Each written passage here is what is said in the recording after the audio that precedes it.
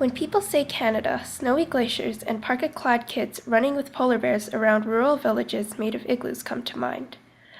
Or maybe a First Nations tribe dressed head to toe in traditional costumes with braided hair and feather headbands dancing around a fire on a barren prairie under the light of the stars. But is that really all there is to us? A jigsaw of majestic forests, quaint coastal fishing towns, vast open prairies, and populated bustling cities?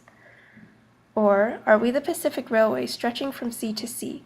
Can a cup of Tim Hortons freshly brewed coffee, a steaming dish of gravy-rich poutine, or icy maple syrup candies wrapped around popsicle sticks define who we are as a nation? Perhaps we are the hockey rinks of our national sport, the echoing stadiums that have welcomely hosted the Olympic Games, Frederick Banting's discovery of insulin, or the establishment of universal health care.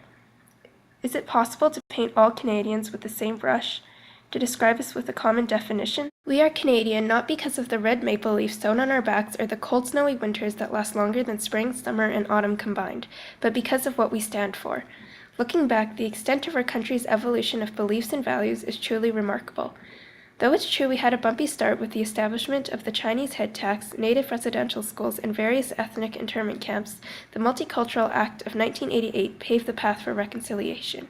And now with the Charter of Rights and Freedoms that blankets every resident of our land from the original settlers to the immigrants setting foot on our soil for the first time, fundamental rights are guaranteed to all.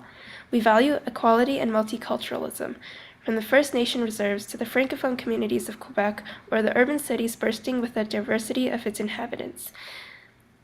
The winter season marks the coming of St. Nicholas for some and Hanukkah for others. Ramadan in September, Chinese New Year in February, our list of celebrations does not run short. But on the 1st of July, we unite as many parts of a whole to patriotically lift up our voices in the singing of our national anthem while waving red and white flags above our heads.